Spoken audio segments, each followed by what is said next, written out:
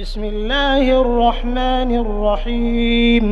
اللہ کے نام سے جو رحمان اور رحیم ہے۔ وَلَقَدْ يَسَّرْنَا الْقُرْآنَ لِلذِّكْرِ فَهَلْ مِن مُّدَّكِرٍ۔ ہم نے اس قرآن کو نصیحت کے لیے آسان ذریعہ بنا دیا ہے، پھر کیا ہے کوئی نصیحت قبول کرنے والا؟ اعوذ باللہ من الشیطان الرجیم، بسم اللہ الرحمن الرحیم۔ فلما قضى موسى الأجل وسار بأهله آنس من جانب الطور نارا قال لأهلهم كثوا إني آنست نارا لعلي آتيكم منها بخبر أو جزوة من النار لعلكم تصطلون۔ یہ سورۃ القصص کی آیت نمبر 29 ہے۔ موسیٰ علیہ السلام کے واقعے میں یہ چوتھا مرحلہ بیان ہو رہا ہے۔ اس سے پہلے موسیٰ علیہ السلام کی بچپن میں حفاظت، پھر جوانی میں موسیٰ علیہ السلام کے ہاتھوں جو قتل ہوا اس کا ذکر ہوا۔ موسیٰ علیہ السلام نے ہجرت کی مدین کی طرف۔ مدین میں اللہ تعالیٰ نے ان کے لیے انتظام فرمایا اور وہاں پر 10 سال کی مدت گزاری۔ جب مدت پوری ہوئی تو وہاں سے پھر واپس مدین کی مصر کی طرف روانہ ہوئے۔ تو اب ذکر ہو رہا ہے کہ موسیٰ علیہ السلام جب مصر کی طرف روانہ ہوئے مدین سے واپسی میں، تو انہیں نبوت ملی،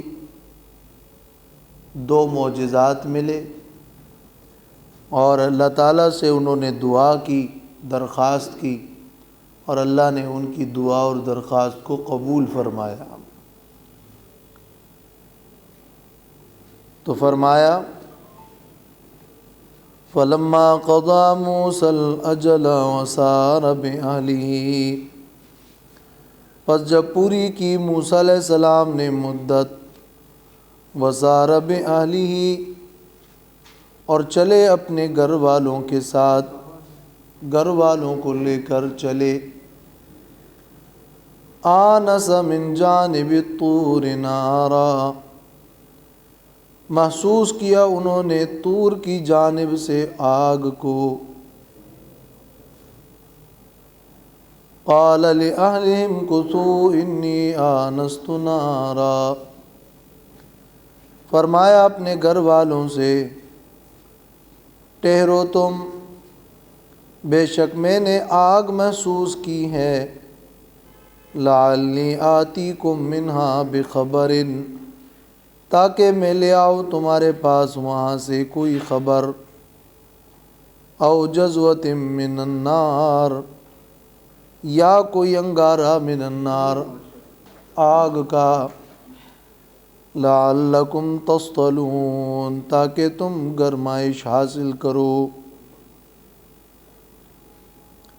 موسیٰ علیہ السلام نے مدین میں مدت پوری کی۔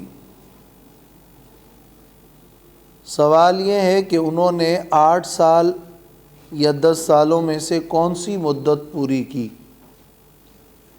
عبداللہ ابن عباس رضی اللہ تعالیٰ عنہما سے مروی ہے کہ موسیٰ علیہ السلام نے 10 سال پورے کیے، اور فرمایا کہ رسول اللہ صلی اللہ علیہ وسلم نے فرمایا ہے کہ موسیٰ علیہ السلام نے وہ مدت پوری کی جو مدت زیادہ کامل تھی اور جو مدت ان کے خسر کے لیے زیادہ خوشگوار تھی، یعنی 10 سال۔ امام قرطبی نے ایک روایت نقل کی ہے تاریخ بغداد اور مسند بزار اور بعض احادیث کی کتابوں میں۔ حضرت ابو ذر رضی اللہ تعالیٰ عنہ فرماتے ہیں کہ رسول اللہ صلی اللہ علیہ وسلم نے مجھ سے کہا، ان سئلت ای الاجلین قضا موسیٰ، اگر تجھ سے پوچھا جائے کہ موسیٰ علیہ السلام نے کون سی مدت پوری کی تو فقل خیرہما و اوفاہما، فقل خیرہما و اوفاہما، تو کہہ دو کہ ان مدتوں میں سے جو زیادہ بہتر اور کامل مدت تھی وہ پوری کی، یعنی 10 سال۔ وَإِن سُئِلْتَ أَيَّ الْمَرَّتَيْنِ تَزَوَّجْ، اور اگر تجھ سے پوچھا جائے کہ موسیٰ علیہ السلام نے 2 عورتوں میں سے کس سے شادی کی تو فَقُلِ الصُّغْرَىٰ، تو کہہ دو کہ چھوٹی سے، اور یہ وہ تھی جو ان کے پیچھے آئی تھی، اور یہ وہ تھی کہ جنہوں نے اپنے والد کو یہ مشورہ دیا تھا کہ یا ابت استاجرہ، اے ابا جان ان کو نوکری میں رکھیں اور ان کو اپنا اجیر اور نوکر بنا لیں۔ تو فلما قضا موسیٰ الاجل، موسیٰ علیہ السلام نے مدت پوری کی 10 سال، پھر وہاں سے وسار بأہلہ، اپنے گھر والوں کو لے چلے۔ امام قرطبی فرماتے ہیں کہ اس سے معلوم ہوتا ہے کہ بیوی رہنے میں شوہر کے تابع ہے۔ آنس من جانب طور نارا، چلتے ہوئے انہوں نے طور پہاڑ کی جانب سے آگ کو محسوس کیا۔ آنسا، آگ کو دیکھا۔ یہ جو آنسا کا لفظ ہے وہ اصل الاناس علی ما قیل الاحساس، ایناس اصل میں احساس کو کہا جاتا ہے، گویا یہ صرف دیکھنے سے ذرا عام لفظ ہے۔ علامہ زمخشری فرماتے ہیں کہ هو الابصار البین لا شبہۃ فیہ،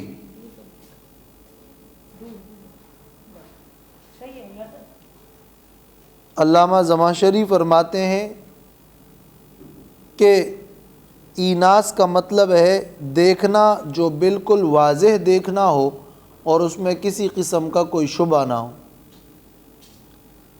من جانب طور یعنی من الجہتی، اس جہت سے دیکھا جس جہت میں طور ہے، آگ کو محسوس کیا اپنے خیال میں کہ وہ تو آگ ہے، بالکل آگ ہی نظر آ رہی تھی۔ قال لأہلہ، انہوں نے اپنے گھر والوں سے کہا، امکثوا، کہ تم یہیں ٹھہرو، انی آنست نارا، میں نے آگ کو دیکھا ہے، تو لعلی آتیکم منہا بخبر،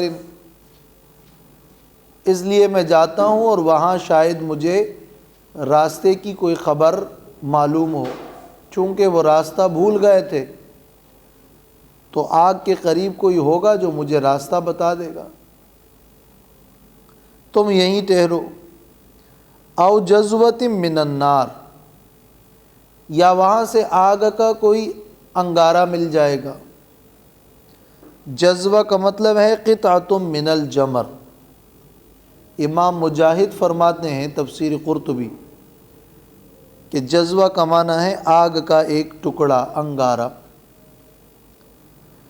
امام راغب اصفہانی فرماتے ہیں کہ الجذوۃ ما یبقى من الحطب بعد الالتہاب، لکڑی جل جائے اور اس کے شعلے ختم ہو جائے تو وہ جو گرم انگارہ ہے بس اس کو کہتے ہیں الجذوہ۔ اور ابو حیان نے بھی یہی فرمایا ہے کہ عود فیہ نار بلا لہب، ایسی لکڑی جس میں آگ ہو لیکن شعلہ نہ ہو۔ تو وہاں سے کوئی انگارہ ملے گا، خبر مل جائے گی تو راستے کا پتہ ملے گا، انگارے ملیں گے تو پھر لعلکم تصطلون، تاکہ تم تاپ لے سکو اور تاکہ تمہیں گرمائش حاصل ہو، چونکہ موسم سرد تھا۔ یہاں اپنے گھر والوں سے کہا کسو ٹہرو، صیغہ جمع کا ہے کسو، تو اہل میں تو ان کی بیوی ہی ساتھ تھی، یہ نہیں معلوم کہ اور ساتھ میں کون تھا۔ بعض کہتے ہیں کہ کوئی خادم بھی تھا اور ان کے بعض کہتے ہیں 2 بچے بھی ساتھ تھے، واللہ عالم۔ لیکن اگر یہ صرف اہل ہو تو بھی کسو کا جمع کا صیغہ ایک ادب کا انداز ہے، جس میں اس طرف اشارہ ہے کہ بات کرنے میں ادب کا لہجہ ہونا چاہیے، اور شوہر بھی بیوی کے لیے سے مخاطب ہوتے وقت ادب کا لہجہ اپنائیں۔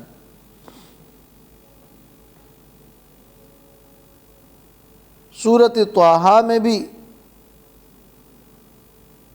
یہ بیان گزر چکا ہے، اور یہ مضمون جو آج کا سبق ہے سورۃ طٰہٰ میں، اور اسی طرح کچھ باتیں سورۃ النمل میں تفصیل سے ذکر ہو چکی ہیں، اور وہاں اس کے کئی مضامین کی بحث ہو چکی ہے۔ فَلَمَّا أَتَاهَا نُودِيَ مِن شَاطِئِ الْوَادِ الْأَيْمَنِ فِي الْبُقْعَةِ الْمُبَارَكَةِ مِنَ الشَّجَرَةِ أَن يَا مُوسَىٰ إِنِّي أَنَا اللَّهُ رَبُّ الْعَالَمِينَ۔ فَلَمَّا أَتَاهَا، پس جب وہ آئے اس آگ کے پاس، نودیا تو انہیں آواز دی گئی، پکارا گیا، من شاطئ الواد الایمن، وادی کے دائیں کنارے سے،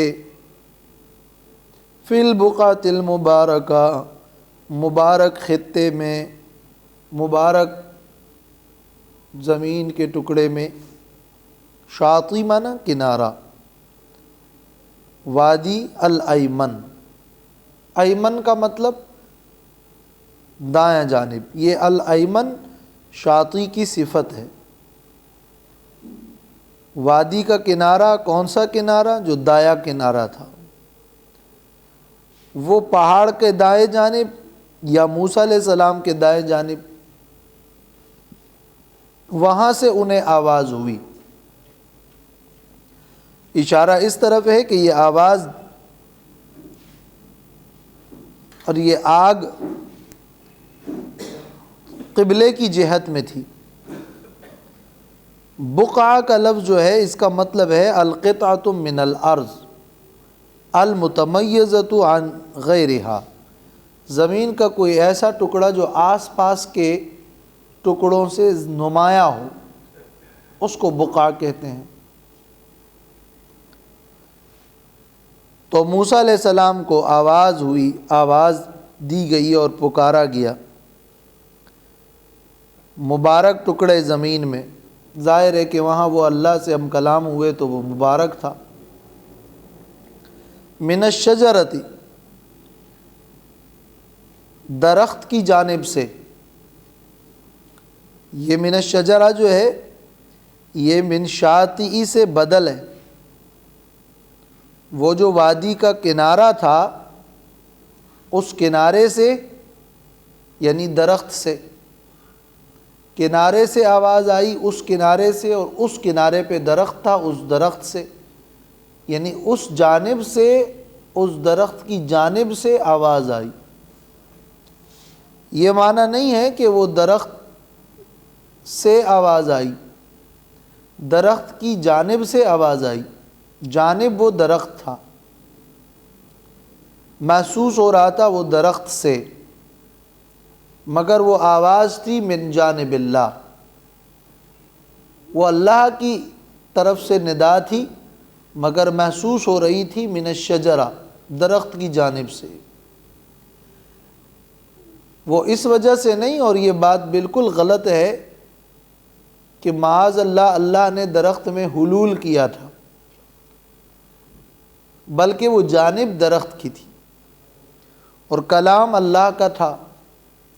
اور اللہ نے فرمایا کہ ان یا موسیٰ، آواز یہ تھی، یہ ان تفسیر ہے، وہ آواز یہ تھی کہ یا موسیٰ، اے موسیٰ، انی ان اللہ رب العالمین، بے شک میں اللہ ہوں جو رب ہے تمام جہانوں کا۔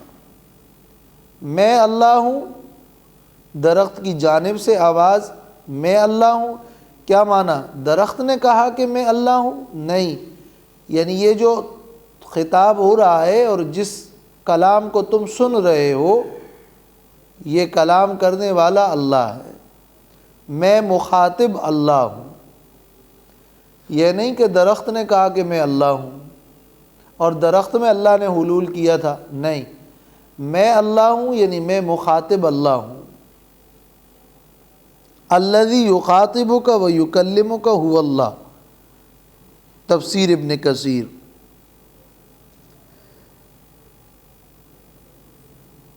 تو آواز یہ تھی کہ انی انا اللہ رب العالمین، بے شک میں اللہ ہوں جو رب ہے تمام جہانوں کا۔ سورۃ نمل میں بھی گزرا ہے، آیت نمبر 9، انہ انا اللہ العزیز الحکیم۔ سورۃ طٰہٰ آیت نمبر 14 میں ہے، اننی انا اللہ لا الہ الا انا فاعبدنی۔ تو آواز کیا تھی کہ میں اللہ ہوں۔ اس آواز میں اللہ تعالیٰ نے اپنی صفات ذکر کی، ایک صفتی اللہ، دوسری صفتی رب العالمین، انا ربک، اور یہاں کیا ہے؟ رب العالمین۔ ایک صفت اور کیا تھی؟ العزیز، ایک اور کیا تھی؟ الحکیم۔ گویا کہ یہ ساری باتیں، یہ ساری صفات اللہ تعالیٰ کی ذکر کی گئی تھی۔ یہ الفاظ مختلف اور مختلف جگہوں پہ یہ الفاظ مختلف ہے، معنی ایک ہے، اور اس میں کوئی مغایرت نہیں ہے۔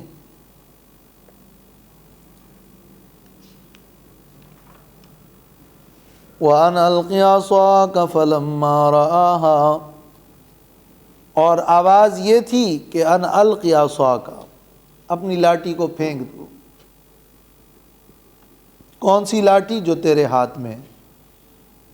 سورۃ طٰہٰ آیت 17-18، وہاں ہم نے اس کی تشریح کی تھی، آیات کو حل کیا تھا، اور سورہ نمل میں بھی کچھ باتیں ذکر ہوئی۔ فَلَمَّا رَآهَا تَهْتَزُّ، پس جب دیکھا انہوں نے اس کو، تَهْتَزُّ کہ وہ لہرا رہا ہے، كَأَنَّهَا جَانٌّ وَلَّا مُدْبِرًا، گویا کہ ایک سانپ ہے، وَلَّا مُدْبِرًا تو وہ واپس پلٹے، مدبرن پیٹ پھیر کر بھاگے، وَلَمْ يُعَقِّبْ اور مڑ کر نہ دیکھا، اور پیچھے مڑ کر نہ دیکھا، وَلَمْ يَكُنْ يَلْتَفِتْ لِأَنَّ طَبْعَ الْبَشَرِيَّةِ يَنْفُرُ مِنْ ذَلِكَ، پیچھے مڑ کر نہیں دیکھا اس لیے کہ طبیعت بشری میں یہ موجود ہے کہ سانپ ہے تو خوف محسوس ہوگا۔ اس میں اس طرف بھی اشارہ ہے کہ معجزات انبیاء علیہ السلام کے اختیار میں نہیں،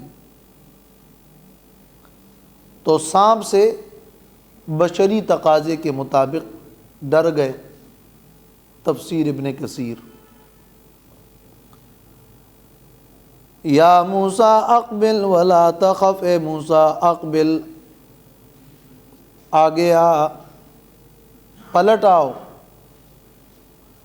ولا تخف اور نہ ڈرو، خوف نہ کر، انک من الآمنین، بے شک تو ہے امن والوں میں سے۔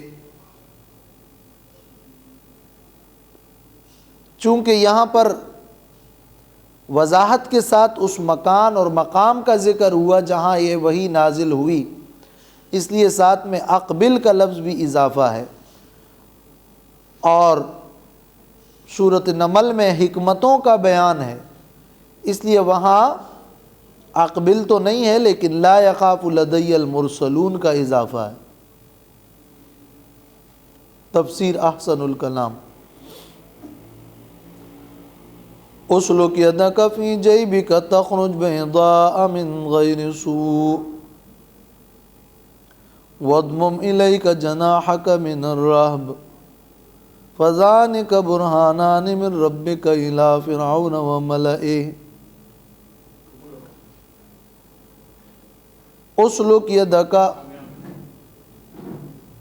داخل کر دیجئے اپنے ہاتھ کو، فی جیبک، اپنے گریبان میں، تخرج بیضاء، تو وہ نکلے گا روشن، بیضاء سفید، روشن چمکدار سفید، من غیر سوء بغیر کسی عیب کے، کوئی مرض کوئی برس نہیں، اور ایک روشن ہاتھ نکلے گا۔ سورہ طٰہٰ میں اس کی تفسیر گزر چکی ہے، اس لوگ کے لفظ کی بھی۔ وَاضْمُمْ إِلَيْكَ جَنَاحَكَ مِنَ الرَّهْبِ، اور ملا لیجئے اپنے ساتھ اپنے بازو کو، من الرہب، خوف کی وجہ سے۔ اس جملے کا کیا مطلب ہے؟ اپنے ہاتھ کو گریبان میں داخل کر، وہ نکلے گا روشن۔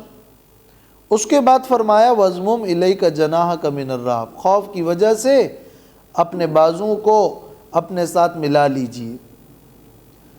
تو بازو سے مراد کیا ہے؟ ہاتھ۔ مطلب یہ کہ اپنے ہاتھوں کو اگر خوف محسوس ہو تو جس طرح سانپ سے خوف محسوس ہوا اور سانپ کو پکڑا تو وہ پھر لاٹھی، ایسے ہی اس روشن ہاتھ سے اگر کوئی خوف محسوس ہو تو پھر سے اس کو اپنے ساتھ ملا لیجئے، تو ظاہر ہے وہ پھر یہ ہاتھ دوبارہ اپنی حالت پر آ جائے گا۔ تو وَاضْمُمْ إِلَيْكَ جَنَاحَكَ مِنَ الرَّهْبِ کا ایک معنی یہ ہے کہ اپنے ساتھ اس ہاتھ کو پھر سے ملا لیجئے اگر خوف محسوس ہو، تو یہ کیفیت جاتی رہے گی۔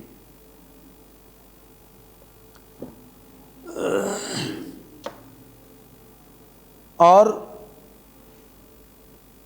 یہ تشریح، یہ ایک معنی ہے۔ والمعنی اذا حالک امر یدک وشعاعها فادخلها فی جیبک ورددها الیہ۔ تفسیر قرطبی میں ہے کہ معنی یہ ہے کہ اگر تجھے اپنے ہاتھ اور اس کی شعاعوں سے کوئی ہیبت محسوس ہو تو اپنے ہاتھ کو اپنے گریبان میں پھر سے داخل کر دیجئے، تو پہلی حالت پہ تمہارا ہاتھ لوٹ آئے گا۔ وَاضْمُمْ إِلَيْكَ جَنَاحَكَ مِنَ الرَّهْبِ۔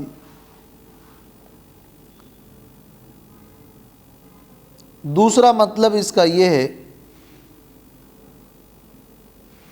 جو تفسیر ابن کثیر میں ہے کہ اللہ تعالیٰ نے موسیٰ علیہ السلام کو یہ حکم دیا کہ اگر تجھے کوئی خوف محسوس ہو فرعون سے، سانپ سے، یا کسی بھی موقع پہ، جبکہ تمہیں کہا جا رہا ہے اور حکم ہے کہ جاؤ فرعون کے پاس، اور وہ اسرائیلی قوم کے لوگ اور مقابل ظالم بادشاہ، اور جا رہے ہو تم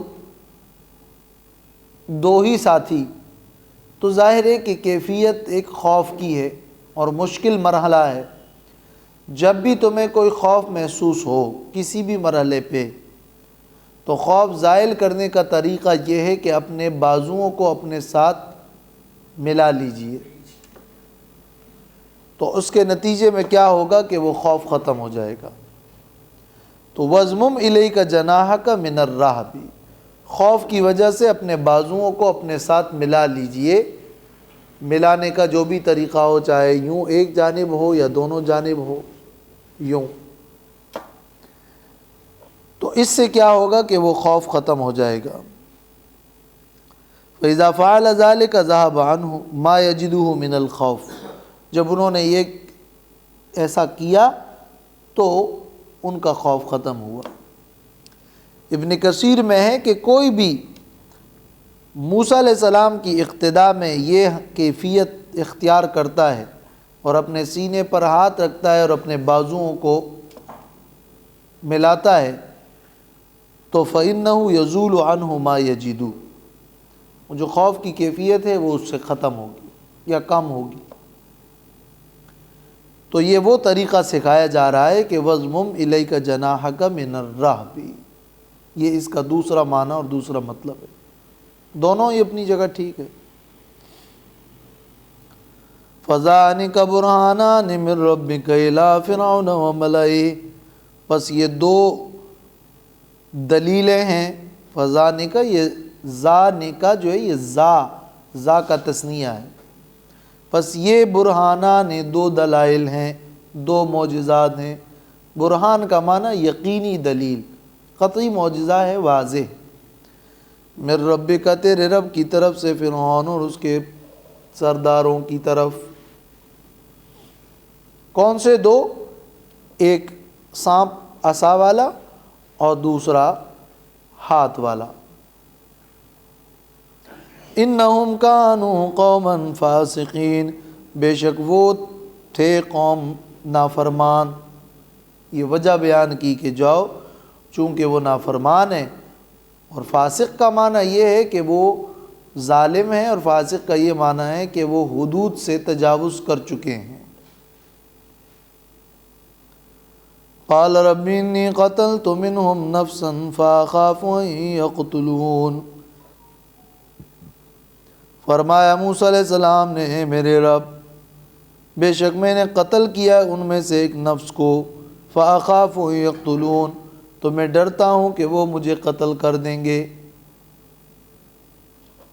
مطلب یہ ہے کہ ان میں سے میں نے ایک قتل کیا تھا، قتل خطا، تو اگر وہ مجھے پکڑ کر گرفتار کر لیں اور پھر قتل کر لیں تو جو منصب اور جو ذمہ داری دی گئی ہے اس کو تو پھر میں نہ نبھا سکوں گا۔ تو یہ معنی نہیں ہے کہ میں یہ منصب قبول نہیں کر رہا، یہ معنی ہے کہ یہ کر لیا، لیکن اس منصب میں جو یہ حائل اور رکاوٹ ہے، اللہ اس کے لیے انتظام فرما۔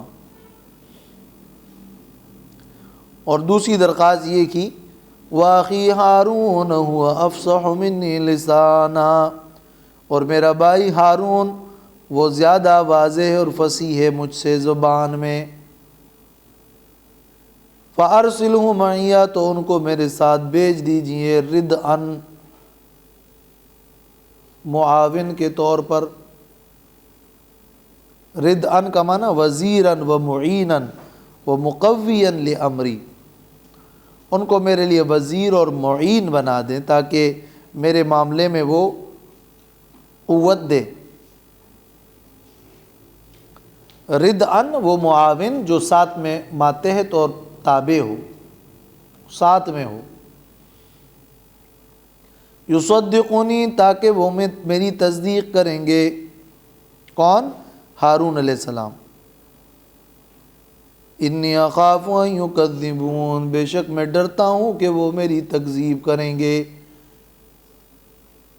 تو درخواست ایک تو یہ کہ میں نے قتل کیا ہے اور کہیں وہ مجھے اس کے بدلے میں قتل نہ کر دے تو کام رہ جائے گا۔ دوم درخواست یہ کہ میرے بھائی ہارون کو میرے ساتھ کر دیجئے، وہ میرا معاون ہوگا، وجہ یہ کہ وہ زیادہ فصیح ہے۔ تو بیان تو میں کروں گا لیکن وہ میرے بیان کی تصدیق کریں گے۔ تصدیق کا تو یہ معنی بھی ہو سکتا ہے کہ جو میں کہوں گا اور وہ کہیں گے کہ ہاں یہ بالکل صحیح ہے، اور اس سے بھی انسان کو تسلی ملتی ہے جب کوئی نہ کوئی ساتھ میں ساتھی ہو اور تصدیق کرے۔ لیکن تصدیق کا ایک معنی یہ ہے جو اس آیت میں ہے، تاکہ جو میں بیان کروں مختصر، وہ اس کو تشریح کے ساتھ کھول کر بیان کریں، اس لیے کہ ہوا افصح منی لسانا، تو میں جو بیان کروں گا وہ میرے اس بیان کی تصدیق کریں گے، یعنی اس کی مزید تائید کریں گے اور تشریح کریں گے۔ تو یصدقنی فیما اقولہ، کہ یصدقونی یبین لہم عنی ما اکلمہم بہ، جو میں کلام کروں گا اس کلام کو وہ واضح کریں گے۔ اور ابن کثیر میں ہے ان کو میرے ساتھ کر دیجئے، اس لیے کہ دو بندوں کی بات اور خبر وہ ایک کے بدلے میں زیادہ نفسوں کے اندر اثر کرتی ہے، تو دل کے اندر مزید اثر ہو۔ اس درخواست سے یہ بات معلوم ہو رہی ہے کہ موسیٰ علیہ السلام اللہ تعالیٰ کے پیغام کے پہنچانے کے کتنے فکر مند تھے، اور قوم کے لوگوں کے ماننے اور اطاعت کے لیے کتنے وہ خواہاں تھے، کہ اللہ تعالیٰ سے فرمایا کہیں میں ایسا نہ ہوں کہ وہ قتل ہو جاؤں اور یہ میرا کام، میری ذمہ داری اور تبلیغ یہ رہ جائے، اور کہیں ایسا نہ ہو کہ میری بات کو وہ لوگ کوئی اور رنگ دے دے اور سمجھے نہیں، تو میرے بھائی کو ساتھ میں کر دے تاکہ مجھے تسلی بھی رہے اور یہ بات مزید ان پر آشکارا ہو جائے۔ تو دعوت کے باب میں اخلاص یہ ہے کہ بندہ فکر مند ہو کہ جو مجھے کام اور ذمہ داری ملی ہے میں اس کو نبھانے کی پوری کوشش کروں، اور میری بات وہ دوسروں تک کامل طریقے پر پہنچے، واضح طریقے پر پہنچے، اور اس میں کوئی کسر نہ رہے۔ تفسیر ابن کثیر میں یہاں ایک بڑی اچھی بات ہے، قال بعض السلف لیس احد اعظم منتا علی اخیہ من موسیٰ علی ہارون، کسی بھی بھائی نے اپنے دوسرے بھائی پر اتنا بڑا احسان نہیں کیا ہوگا جتنا بڑا احسان موسیٰ علیہ السلام نے اپنے بھائی ہارون علیہ السلام پہ کیا، کہ اللہ تعالیٰ سے درخواست کی کہ میرے ساتھ میرے بھائی ہارون کو پیغمبر بنا۔ سب سے بڑا مقام اور سب سے بڑا رتبہ، جس سے اونچا رتبہ دنیا میں کسی انسان کے لیے نہیں، وہ پیغمبری ہے، اور موسیٰ علیہ السلام نے اپنے بھائی کے لیے اللہ سے نبوت مانگی، اور اس سے معلوم ہوا کہ اللہ نے موسیٰ علیہ السلام کو کتنا وجیح بنایا ہے، وَكَانَ عِنْدَ اللَّهِ وَجِيهًا، کتنے بڑے مرتبے والا، اللہ نے وہ دعا قبول فرمائی، ہارون علیہ السلام کو نبی بنایا۔ قَالَ سَنَشُدُّ عَضُدَكَ بِأَخِيكَ وَنَجْعَلُ لَكُمَا سُلْطَانًا، فرمایا اللہ نے سنشد عضدک، ان قریب میں مضبوط کر دوں گا تیرے بازو کو، بِأَخِيكَ تیرے بھائی کے ذریعے سے، یعنی تیرے بھائی کے ذریعے سے تیری مدد کروں گا۔ سورہ طٰہٰ میں گزر چکا ہے 36 میں قد اوتیت سؤلک، تیرا سوال قبول ہو گیا۔ بازو مضبوط کروں گا، یہ بازو کا لفظ جو ہے یہ بطور مثال ہے، جیسے ہاتھ کے لیے بازو جو ہے وہ اس کا قوام ہے اور لوگ کی طاقت کو بازو کے ذریعے سے پیش کرتے ہیں، تو تیرے بازو کو مضبوط کروں گا، یعنی تجھے قوت بخشوں گا تیرے بھائی کے ذریعے سے۔ تو سنعینک بأخیک،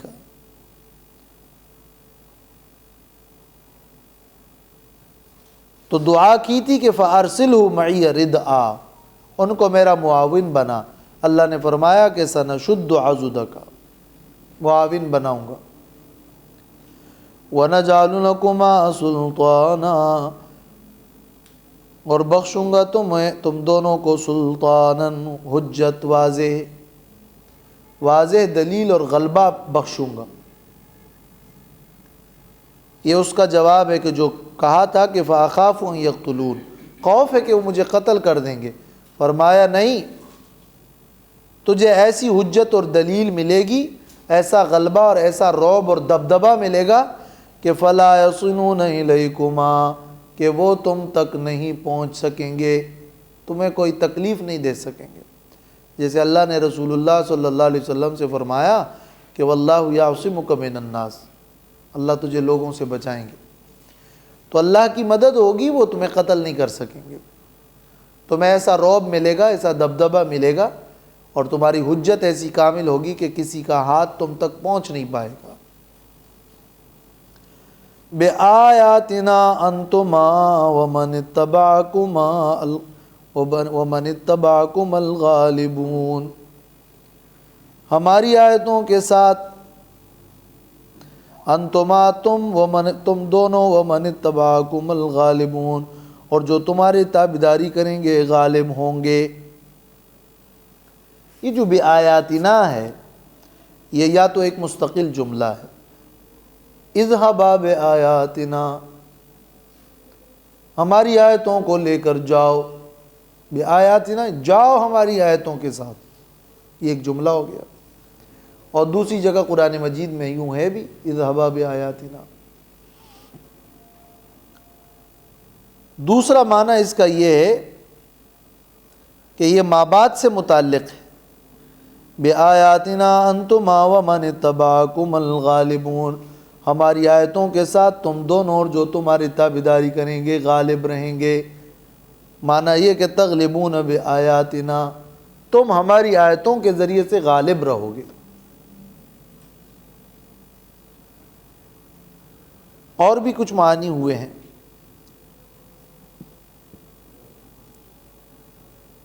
فَلَمَّا جَاءَهُم مُوسَىٰ بِآيَاتِنَا بَيِّنَاتٍ،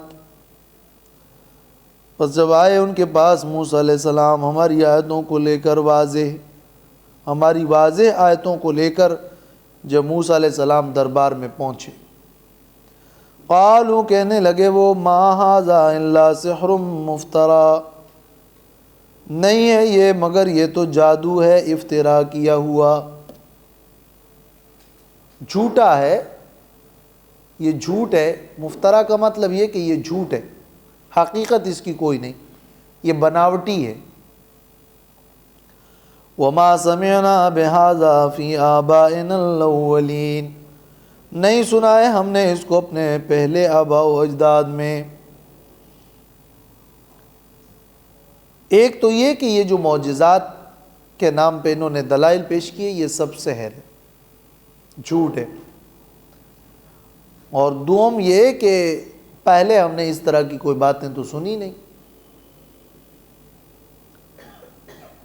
تو یہ تو کوئی دلیل نہیں ہے کہ پہلے آباء سے ہم نے نہیں سنی.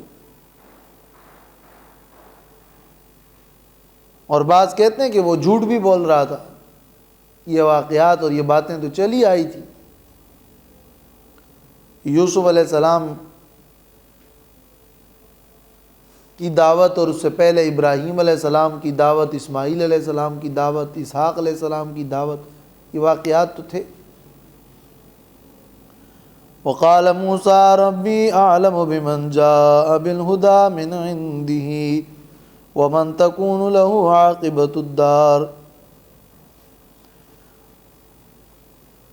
اور کہا فرمایا موسیٰ علیہ السلام نے جواب میں،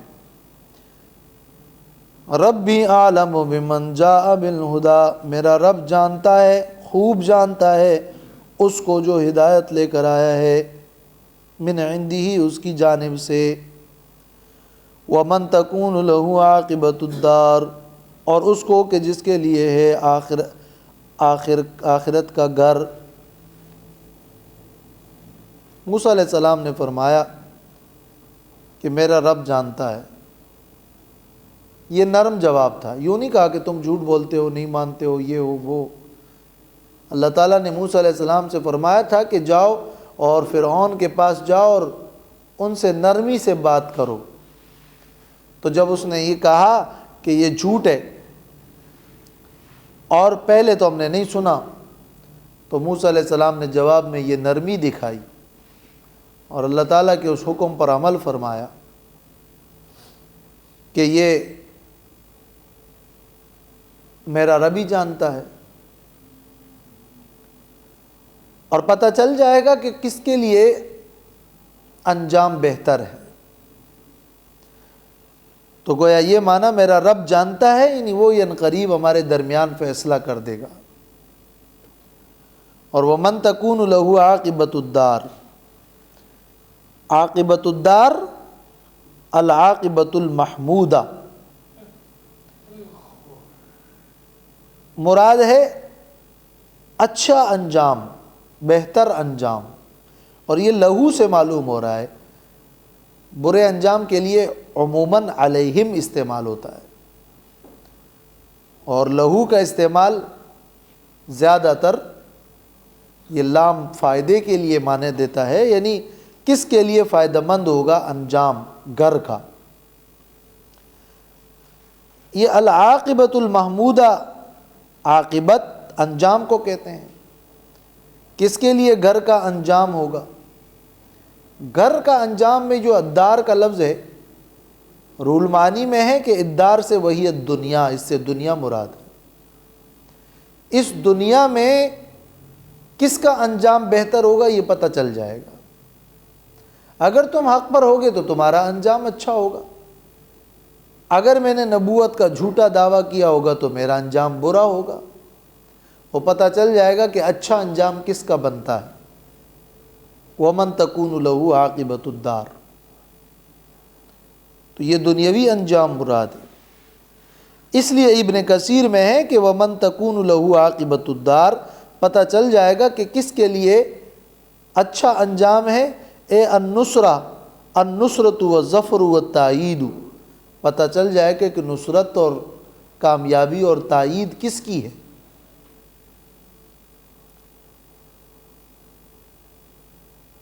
لیکن تفسیر جلالین میں بلکہ تفسیر قرطبی میں بھی ہے وَمَن تَكُونُ لَهُ عَاقِبَةُ الدَّارِ، اے دار الجزا،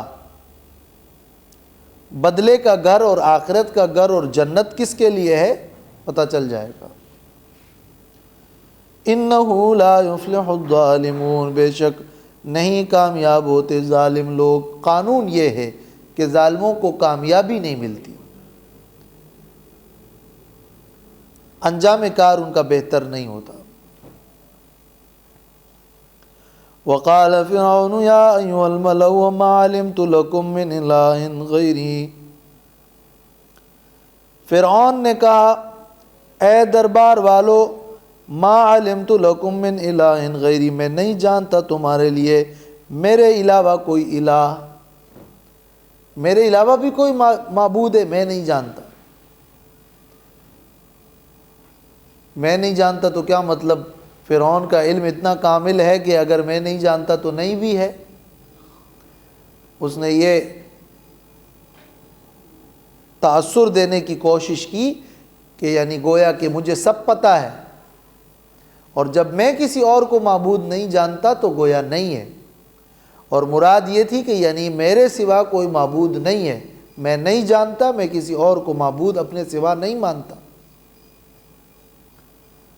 اب سوال یہ ہے کہ فرعون خود کو معبود کس معنی میں کہتا تھا؟ کیا اس معنی میں کہ آسمان و زمین کا خالق میں ہوں؟ اس معنی میں تو وہ نہیں کہتا تھا کہ میں معبود ہوں، میں الہ ہوں۔ پھر میں اپنے علاوہ کسی کو الہ نہیں مانتا، کیا مطلب؟ بندگی اور عبادت صرف میری ہوگی۔ گویا کہ وہ مصر کے اندر قرآن مجید میں ہے سورہ اعراف میں کہ فرعون سے کہا گیا کہ موسیٰ علیہ السلام نے تو تجھے اور تیرے الہ کو چھوڑ دیا، تجھے بھی چھوڑ دیا، تیرے الہ کو بھی چھوڑ دیا۔ گویا وہ خود بھی پرستش کرتا تھا۔ تو میں نہیں جانتا اپنے سوا کسی اور کو الہ کا کیا مطلب ہے؟ ایک معنی یہ ہے کہ یعنی بادشاہ وہ الہا کے اوتار ہوا کرتے تھے، تو میں جو ایک بڑا اوتار ہوں اور بادشاہ ہوں، اب میرے علاوہ کوئی اور نہیں ہے معبودین کا اوتار۔ اور دوسرا معنی یہ کہ میرے علاوہ کوئی الہ نہیں ہے، اس معنی میں کہ یعنی میرے علاوہ کوئی اور حاکم نہیں ہے، حاکم اور قانون ساز وہ میں ہوں، اور وہ یہ مراد لیتے تھے کہ یعنی میرا ہی قانون چلے گا۔ اور اس سے پہلے ہم ایک صورت میں پوری تفصیل سے ساری آیتوں کے ساتھ بیان کر چکے ہیں کہ فرعون دہری نہیں تھا، بلکہ وہ حاکمیت کا دعویٰ کرتا تھا، اور اس آیت کا بھی وہاں حوالہ دیا گیا ہے۔ فأوقد لي يا هامان على الطين فاجعلني صرحا لعلي اطلع الى الہ موسیٰ. فأوقد لی پس جلا دیجئے میرے لیے، یا ہامان اے ہامان، آگ. اوقد کا مطلب ہے آگ جلا. علی الطین مٹی پر، مٹی پر آگ جلا یعنی اینٹیں بنا. لیکن اینٹوں کے لیے جو لفظ ہے آجر یا کوئی اور، وہ الفاظ اتنے فصیح نہیں تھے. قرآن مجید نے یہ انداز گویا اینٹوں کے بنانے کا بھی اور عبارت میں روانی کے لیے بھی یہ انداز اختیار کیا کہ مٹی پر آگ جلاؤ اور اینٹیں بناؤ.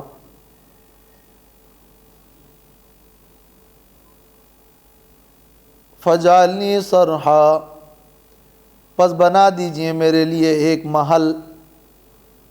صرحا مانا ایسا محل جو بلند ہو اور دور سے نظر آئے، واضح ہو.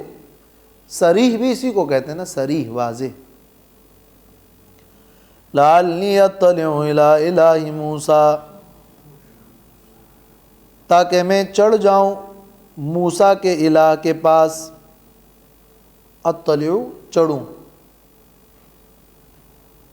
وَإِنِّي لَأَظُنُّهُ مِنَ الْكَاذِبِينَ، اور بے شک میں گمان کرتا ہوں ان پر جھوٹوں میں سے. سورۃ حامیم المومن یعنی سورہ غافر، اس کی آیت نمبر 36 اور 37 میں بھی یہی ہے. وَقَالَ فِرْعَوْنُ يَا هَامَانُ ابْنُ لِي صَرْحًا لَعَلِّي أَبْلُغُ أَسْبَابَ السَّمَاوَاتِ فَأَطَّلِعَ إِلَىٰ إِلَٰهِ مُوسَىٰ وَإِنِّي لَأَظُنُّهُ كَاذِبًا.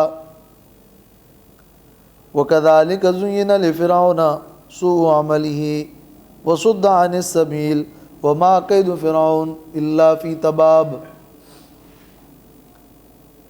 فرعون نے یہ کیوں کہا تھا کہ میرے لیے محل بناؤ، میں اس پر چڑھوں اور جا کر دیکھوں موسیٰ کے الہ کو؟ تو بعض مفسرین کے دو نقطے نظر ہیں. ایک معنی یہ ہے کہ انہوں نے یہ محل بنایا تھا، اور دوسری رائے یہ کہ نہیں، یہ تو اس نے صرف ایک مذاق کے طور پر کہا تھا، بنایا نہیں تھا. روح المعانی میں ہے کہ والامر بجعل الصرح وبنائه لا يدل على انه بنا. حکم دینے کا یہ معنی نہیں ہے کہ واقعتاً اس نے کوئی محل ایسا بنایا بھی تھا. امام رازی نے بھی تفسیر کبیر میں لکھا ہے کہ یہ تو سب جانتے تھے کہ وہ محل بنائے گا بھی تو کتنا جا کے اونچا جائے گا، آسمان تک تو نہیں پہنچ سکتا. اور یہ کہ پہاڑ تو اس سے اونچے اونچے موجود ہے، بنانے کی کیا ضرورت ہے، پہاڑ پہ چڑھ جاؤ. تو یہ انہوں نے صرف ایک استہزاء اور تحکم اور مذاق کیا تھا. کوئی الہ نہیں ہے، چلو ایک طنز کا انداز تھا کہ جاؤ ایک بنگلہ، ایک کوٹھی، ایک عمارت بناؤ، جا کے چڑھوں، میں بھی دیکھوں کون سا ہے الہ. معنی یہ کہ کوئی الہ نہیں ہے. پھر ساتھ ہی اس لیے کہہ دیا کہ انی لاظنہ من الکاذبین، یہ ایسی بات ہے، ورنہ تو بناؤ جا کے ہم بھی دیکھیں الہ موسیٰ کو. یہ رسالت کا دعویٰ ان کا جھوٹا ہے، اور یہ زیادہ قرین قیاس ہے. اس لیے کہ جو روایت ہے اور جو کہتے ہیں کہ انہوں نے اتنے سارے ہزاروں لوگوں سے ایک کوٹھی بنا لی اور اوپر چڑھے اور یہ ہوا وہ ہوا، وہ سب اسرائیلیات ہے، اس میں کوئی حقیقت نہیں ہے. واللہ عالم. الہ موسیٰ، بعض کہتے ہیں انہوں نے چونکہ کواکب سے معلوم کرنے کے لیے کہا کہ ایک ایسی عمارت بناؤ جا کے ہم چڑھیں، وہاں دیکھیں رصدگاہ ہو، اور ہم اس پہ کواکب سے پوچھیں، اندازہ کریں کہ کیا واقعی ان کو بھیجا گیا ہے یا نہیں. وہ پھر الہ موسیٰ نہ ہوتا، حکم الہ موسیٰ یا اس طرح کا کوئی جملہ ہوتا. وَاسْتَكْبَرَ هُوَ وَجُنُودُهُ فِي الْأَرْضِ بِغَيْرِ الْحَقِّ، تکبر کیا اس نے اور ان کے لشکروں نے زمین میں ناحق. وَظَنُّوا أَنَّهُمْ إِلَيْنَا لَا يُرْجَعُونَ، اور خیال کیا کہ وہ ہماری طرف نہیں لوٹائے جائیں گے. فَأَخَذْنَاهُ وَجُنُودَهُ، تو ہم نے ان کو پکڑ لیا اور ان کے لشکروں کو بھی، فنبذناہم فی الیم، تو ہم نے ان کو پھینک دیا، ڈال دیا دریا میں، سمندر میں۔ النبذ، نبذ کا جو لفظ ہے اس کا مطلب کسی چیز کو حقیر سمجھ کر، بیکار سمجھ کر پھینک دینا، کچرے کی طرح پھینکنا، تو ہم نے ان کو یوں پھینک دیا۔ فانظر کیف کان عاقبۃ الظالمین، اور دیکھو کیسا ہوا انجام ظالموں کا۔ تو ڈرایا جا رہا ہے کہ اگر کوئی انکار کرے گا تو انجام اس کا یہ بنے گا۔